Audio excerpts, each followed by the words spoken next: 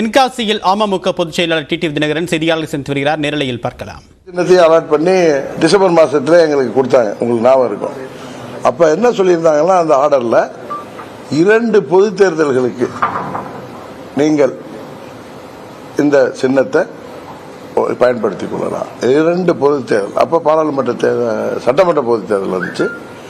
அதுக்கப்புறம் இன்னொரு பொது தேர்தல், கன்சிக்யூட்டிவ்னு சொல்ல 2 பொது தேர்தல். இப்ப நாங்க இந்த தேர்தல் அடிக்கிறதுனால அந்த சின்னத்தை கேட்டோம். சப்போஸ் நாங்க நாடாளுமன்ற தேர்தலில் அடிக்காம இருந்தா 26 சட்டமன்ற பொது தேர்தலில் கேட்டிருப்போம்.